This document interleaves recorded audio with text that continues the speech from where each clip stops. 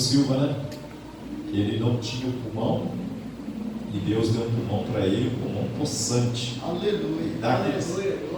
Ele tira aquele som alto assim, ele até afasta do microfone, porque senão dá até microfonia, né? Tem uma potência, né?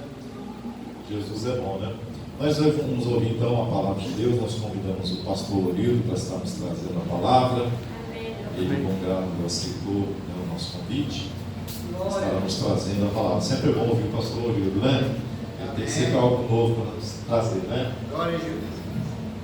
Meus amados, a paz do Senhor. Amém. Glória a Deus por estarmos aqui esta noite. Esta noite é uma noite de ensino da palavra. A palavra, ela é viva e eficaz. Eu creio que Deus falará comigo também através dessa palavra. Eu quero compartilhar com a igreja uma passagem assim muito conhecida no capítulo 3 do livro de Gênesis. Apenas o versículo 9. Essa mensagem ela apareceu no meu coração mais ou menos umas 3 semanas. Eu estava sentado ali, preocupado porque eu não tinha nada para falar, não tinha nada mesmo. E eu orei ao Senhor para que Ele me desse uma mensagem. Glória. E o pastor José Antônio estava aqui ainda. Ele pediu o pastor Luiz para cantar um hino. O pastor Luiz cantou um hino. Deus falou comigo através daquela letra musical: canta mais outro. Quando o pastor Luiz cantou o segundo hino, Deus me deu essa mensagem. Aleluia. Eu deixei ela guardada aqui na ocasião própria. Aí hoje à tarde o pastor Luiz me liga pedindo para que eu trouxesse uma palavra e a mensagem que eu tenho, que Deus me deu para compartilhar com os irmãos nesta noite. Versículo 9, capítulo 3, diz assim: Mas chamou o Senhor Deus ao homem e perguntou-lhe: Onde estás?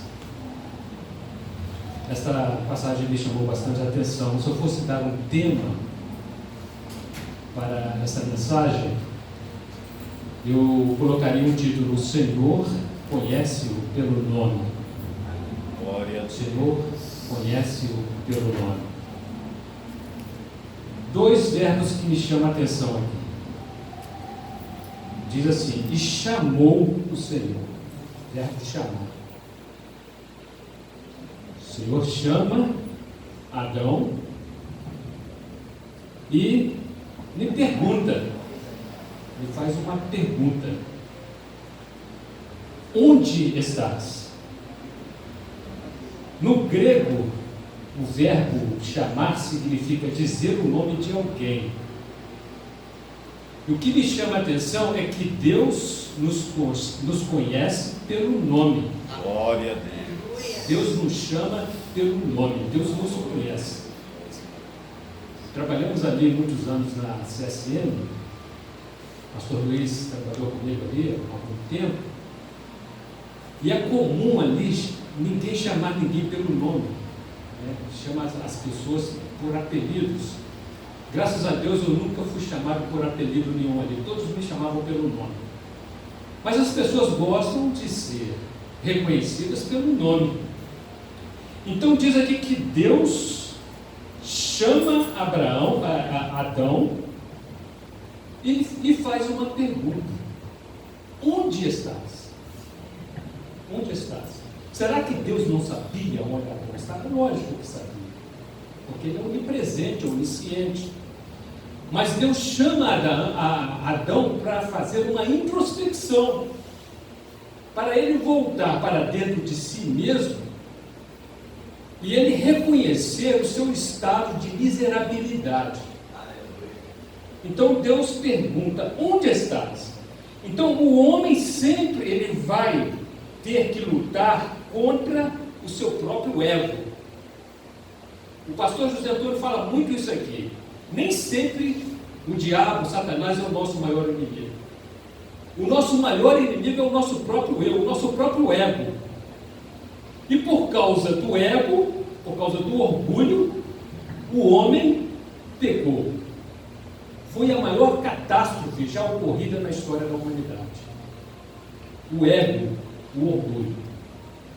Então, Deus chama Adão pelo nome, e a voz de Deus fez Adão fazer uma introspecção e olhar para dentro de si mesmo. Olha que coisa importante. Deus pergunta para Adão: onde estás? E foi o momento dele parar, fazer uma reflexão e ver e perceber que ele havia saído da vereda correta, da vereda certa. Então, ao deparar-se com o próprio erro, com o próprio pecado, Adão descobriu que já existia a lei universal da semeadura, e ele teve de enfrentar a lei da semeadura. Olha o que Paulo diz aqui em Gálatas, no capítulo 6, versículos 7 e 8. É uma lei universal.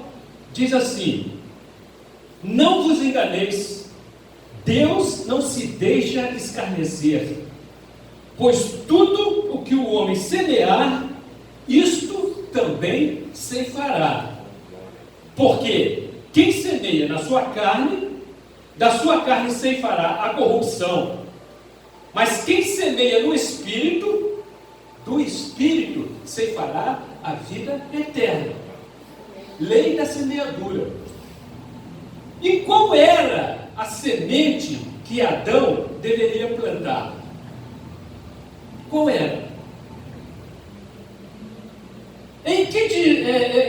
em que situação Adão estava, porque ele semeou a semente do mal e agora ele estava colhendo frutos das suas próprias ações.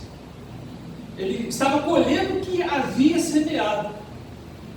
No direito existe uma norma que diz assim, chama-se obrigação de não fazer. Obrigação de não fazer. Por exemplo, é crime matar. A lei condena matar alguém. Por quê? Porque se alguém matar alguém, ele vai sofrer a sanção da lei, ele vai sofrer a penalidade. Então, é a obrigação de não fazer. Ninguém pode fazer, senão vai infringir a lei. E Deus fez assim com Adão. Vejam lá no capítulo 2 do livro de Gênesis, capítulo 2, versículos 16, uma norma que Deus estabeleceu para Adão, dizendo assim: ordenou o Senhor Deus ao homem, dizendo: de toda a árvore do jardim podeis comer livremente, de toda a árvore do jardim. Mas toda regra, toda norma tem a sua exceção. A lei tem suas exceções. E aqui tem uma exceção da norma divina, que diz assim: mas, conjunção adversativa. Mas, então, esta coisa aqui eu não posso fazer. É obrigação de não fazer. Não posso. Por quê? Aí disse Deus: da árvore do conhecimento do bem e do mal, dessa não comerás. Era a única. As demais ele poderia usufruir livremente. Olha que coisa. Mas uma única árvore ele não poderia comer. Por quê? Aqui vem a sanção, vem a penalidade da lei, da norma. Por quê? Porque no dia em que dela comeres, certamente, com certeza, morrerás. Então, o pecado é um crime, porque infringiu uma lei de Deus. E quando Adão pecou, quando ele infringiu esta norma, esta regra que ele não poderia, era a obrigação de não fazer, ele pecou, ele praticou um crime. Então ele sofreu na carne a sanção do seu erro, do seu crime, do seu pecado. E Adão teve, ou melhor, ele até tentou esconder da voz de Deus, achando que poderia ignorá-la. Mas o confronto com a colheita é inevitável. Ele estava colhendo algo que ele plantou. Ninguém pode fugir disso. A lei universal da semeadura. Eu vou colher aquilo que eu plantei. Então vejam aqui, os homens, eles tentam substituir a verdade com fracas desculpas. Aí Adão começa agora a justificar o seu erro. É o que os seres humanos costumam fazer. Justificar algo que não tem justificativa. Porque existia uma norma, existia uma regra, existia um direito de não fazer, ou melhor, a obrigação de não fazer. Porque existia uma norma. Aí, ele começa agora a apresentar desculpas, né? E o que ocorre? O fracasso será o resultado final das suas tentativas. Vejam o que diz aqui o versículo 10 do capítulo 3, que diz assim: respondeu-lhe o homem: ouvi a tua voz no jardim. Aí que ele começa a dar de sua desculpa. Ouvi a sua voz no jardim, tive medo, porque estava nu e escondido. Que desculpa esfarrapada! Ele já não estava nu quando Deus o formou? Antes de pecar ele já não andava nu? Desculpa! Vejam aqui no capítulo 2, versículo 25, ele ainda não tinha pecado. Diz assim: e ambos, ele e a mulher, estavam nus, o homem e a sua esposa, a sua mulher, e não se envergonhavam. Então não tem desculpa, porque já estavam nus. Aí ele inventa uma outra desculpa, uma outra justificativa, não assume o seu erro, não assume o seu pecado. Então vejam aqui, ele arranja uma outra desculpa, versículo 12 do capítulo 3. Ao que respondeu o homem: a mulher que me deste por companheira, deu-me da árvore e eu comi. Agora a culpada é a mulher. A mulher que o Senhor me deu, além de culpar a mulher, ele agora culpa o próprio Deus. A mulher que o Senhor me deu. Desculpa. Então, onde ele estava antes de pecar? Onde ele estava quando a mulher dialogava com a serpente? Então ele arranja uma desculpa, culpando a mulher, mas ele não era o cabeça da mulher? Dentro da hierarquia divina, ele não era o cabeça da sua casa, do seu lar? Então a culpa era dele. Tanto é que quando Deus chega para cobrar-lhe sobre os seus erros, Deus não fala com a mulher, vai falar com ele. Porque ele era o líder, ele era o cabeça. Então, ele era o sacerdote do seu lar. E por que, como sacerdote, como cabeça da mulher, como líder da sua casa, da sua família, ele consentiu com que a mulher pecasse? Vejam, irmãos, a responsabilidade de uma liderança. E Deus pergunta para Adão: onde estás? Onde estás? Em que posição você está? Eu te deixei nessa condição, nessa posição. Onde estás? E ele então começa a fazer uma reflexão. Vejam que o pecado, ele mostra a localização espiritual de cada ser humano. Agora, o seu pecado começa a mostrar-lhe a sua condição de miserável, de pecador. E ninguém pode achar-se onde sempre deveria estar e nunca ter saído de lá, espiritualmente falando. A pergunta que Deus fez a Adão tem uma aplicação universal e serve para cada um de nós ainda hoje, nesta noite. Que posição de miséria você e eu chegamos ao darmos ouvidos às mentiras, aos enganos de Satanás, que nos levaram a desobedecer a voz de Deus? É a pergunta da palavra de Deus nesta noite para cada um de nós. Onde estás? O Espírito Santo nos convoca agora para fazermos essa reflexão, essa introspecção. Onde estás? Então este texto, ele nos faz lembrar da parábola da ovelha perdida. Nós vamos ler lá no capítulo 15 do Evangelho de Lucas, que diz assim, versículo 4, capítulo 15,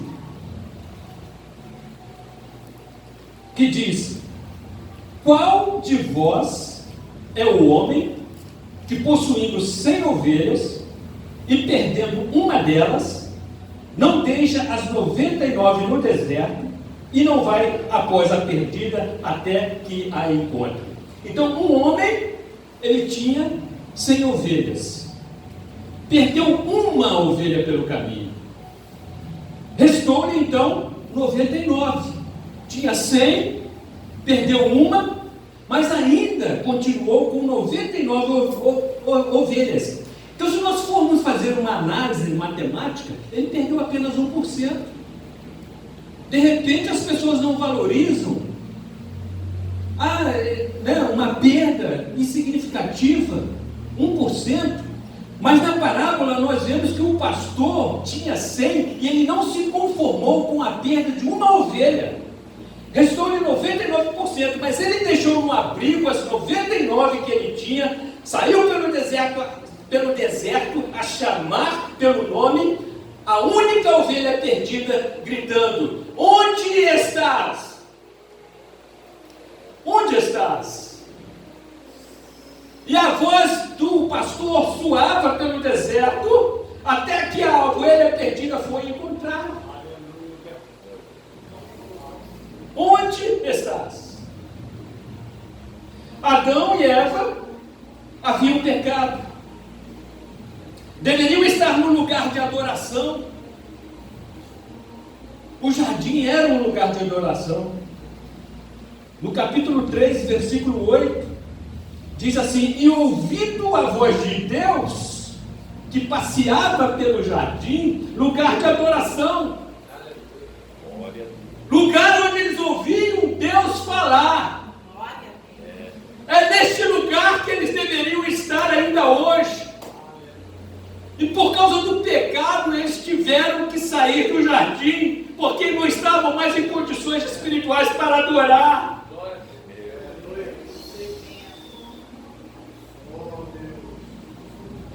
Aleluia. A manifestação visível e especial de Deus era em forma de teofania, isto é, a aparição de Deus em forma antropomórfica. Deus aparecia para Adão e Eva ao cair da tarde.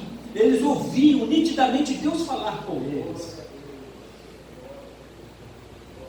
Então o homem havia pecado, e por isso, por causa do pecado, ele não resistiu permanecer na presença de Deus. Na epístola de 1 Pedro, capítulo 1, versículos 14 a 16, diz assim: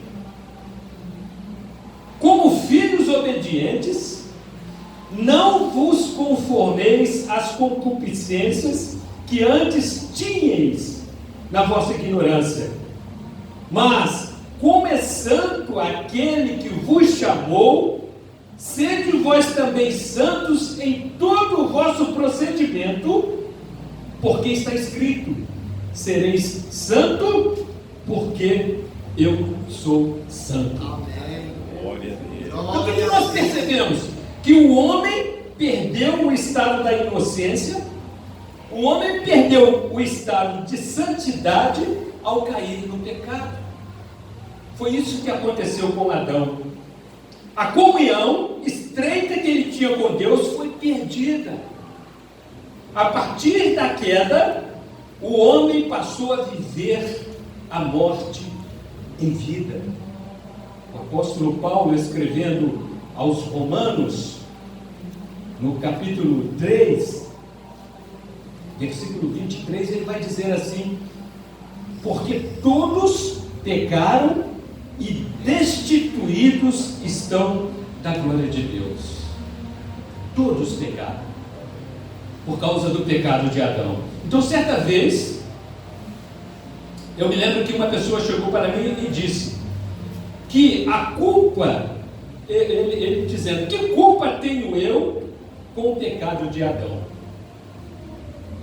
Quem pecou foi Adão, mas que culpa eu tenho? Era a pergunta dele. A ciência vai explicar isso. Cientificamente nós temos uma resposta. O feto recebe e sente todos os sentimentos da mãe. Minha esposa recentemente deu aqui uma palestra para as mulheres e ela falou isso. O feto está sendo gerado no ventre e ele recebe todos os sentimentos da mãe grávida. E o que diz a ciência? As emoções da mãe causam alterações no ambiente intrauterino e o bebê consegue perceber e recebe toda a carga positiva ou negativa. Então o bebê sendo gerado, ele está recebendo todas as informações extras útero e absorvendo todas aquelas informações, sejam elas positivas ou negativas. E o DNA de Adão e de Eva foi contaminado pelo pecado. O que é o DNA? O DNA é o que armazena toda a informação genética de todos os seres vivos. Então, todas as informações que nós recebemos quando estávamos sendo gerados no útero de nossa mãe, todas as informações foram armazenadas pelo nosso DNA.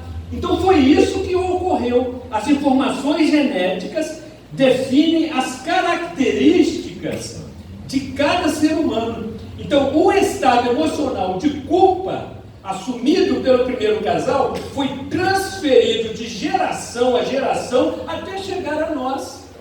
Porque depois que Adão e Eva pecaram, eles geraram filhos e filhas. E aqueles filhos e filhas receberam toda aquela informação negativa que eles tinham, passaram para gerações futuras, para suas descendências, até chegar a nós. É por isso que a Bíblia diz que todos pecaram.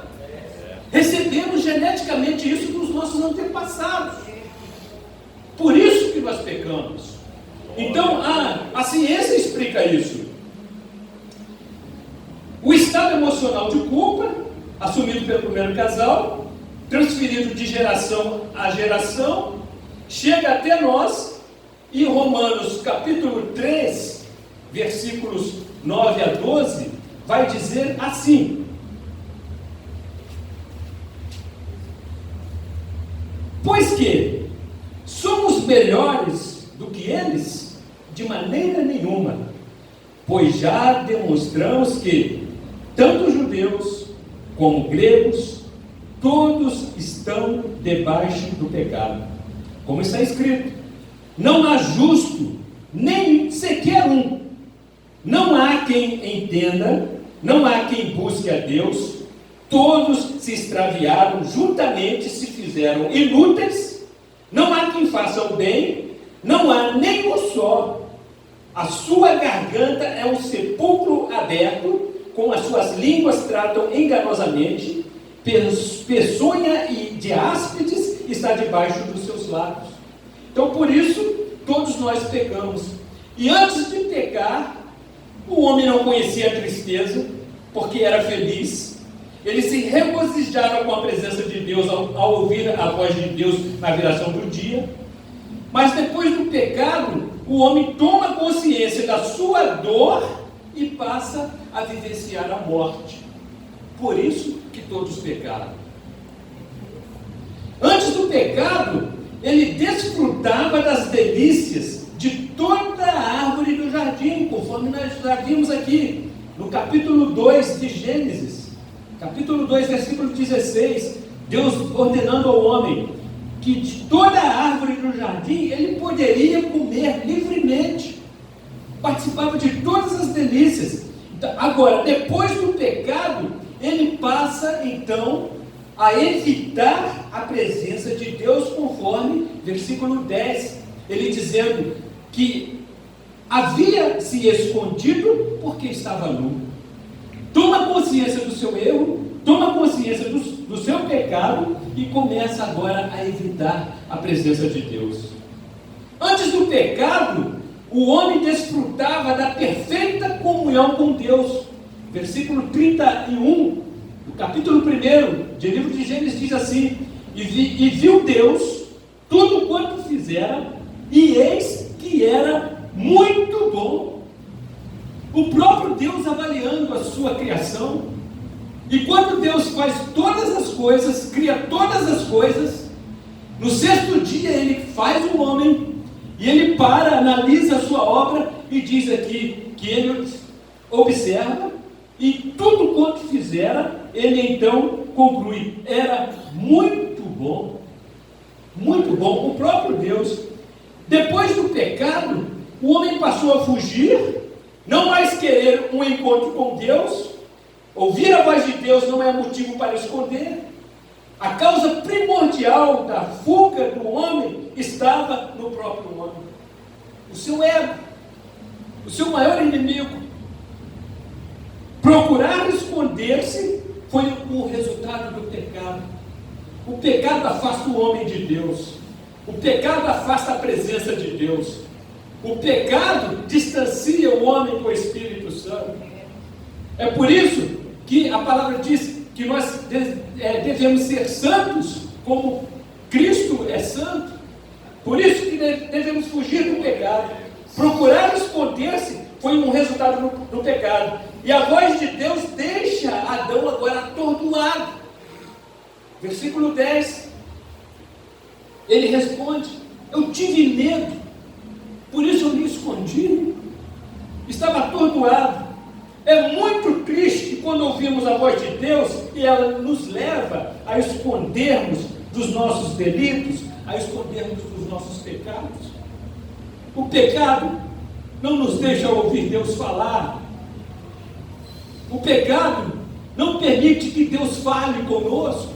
E Deus quer falar, Deus está ainda soando a sua voz. Onde estás? Aleluia. Onde estás? Deus procura pela ovelha perdida. Onde estás? Aleluia.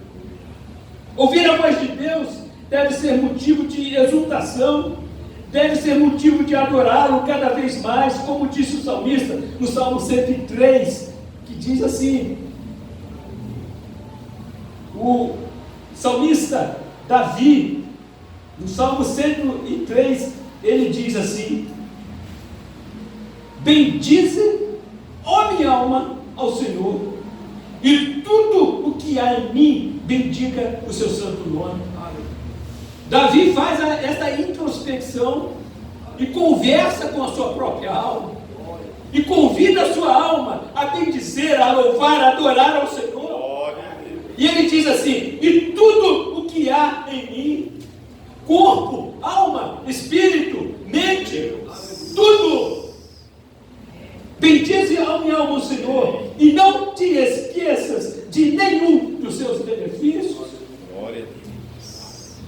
É Ele quem perdoa todas as tuas iniquidades, quem sara todas as tuas enfermidades, quem redime a sua vida da cova, quem te coroa de benignidade e de misericórdia, quem te supre de todo o bem, de sorte que a tua mocidade se renova como a águia. O Senhor executa atos de justiça e juízo a favor de todos os oprimidos. Por isso, bendize, ó minha alma, ao Senhor. Há motivos para nós louvarmos a Deus. Há motivos para nós adorarmos a Deus. Há motivos para nós continuarmos a ouvir Deus falar. E Deus quer falar conosco. E Ele continua a perguntar: onde estás? Então esconder-se da comunhão de Deus e fugir de ter um encontro com Ele são fatores próprios de alienação. A humanidade está alienada. A humanidade está desconectada totalmente. Domingo nós saímos aqui do culto e foi difícil chegar em casa. A população de Volta Redonda saiu em peso para as ruas para ver o carro do Papai Noel passar. Humanidade desconectada, faminta, e Deus está gritando: onde estás?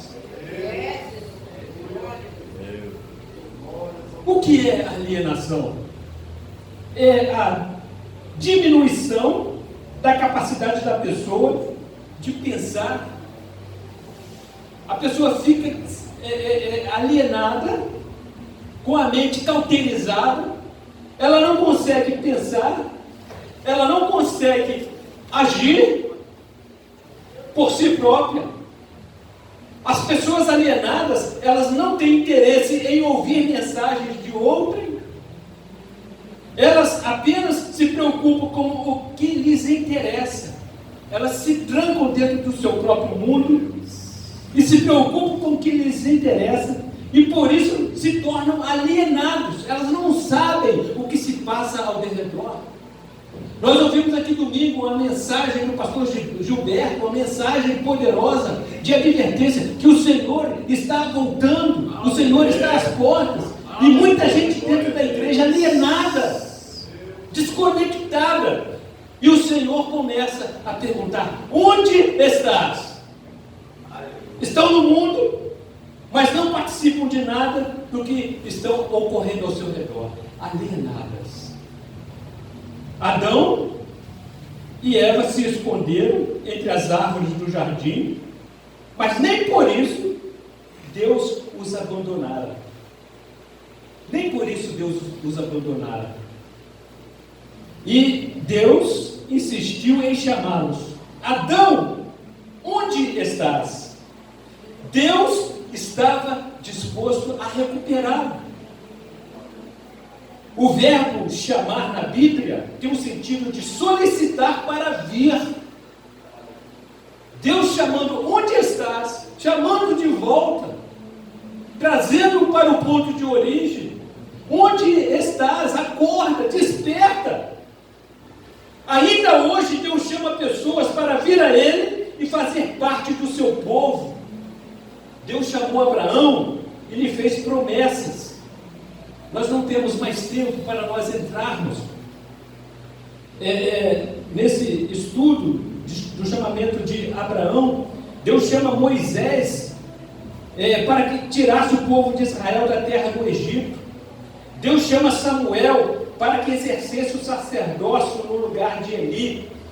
Deus chama o apóstolo Paulo e o converte do seu mau caminho quando ele ia pela estrada de Damasco. Jesus chamou os seus discípulos e dentre eles escolheu os seus 12 apóstolos.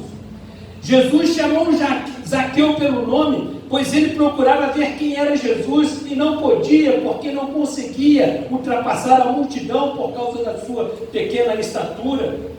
Jesus continua a chamar pessoas ainda hoje e lhe faz promessas. Jesus tem interesse em recuperar pessoas.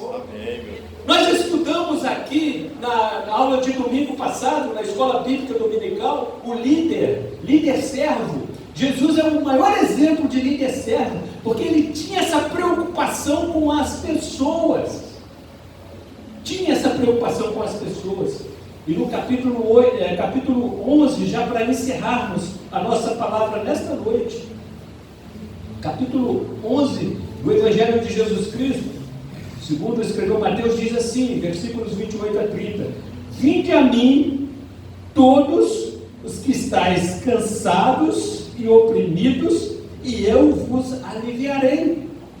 Tomai sobre vós o meu jugo, aprendei de mim, que sou manso e humilde de coração,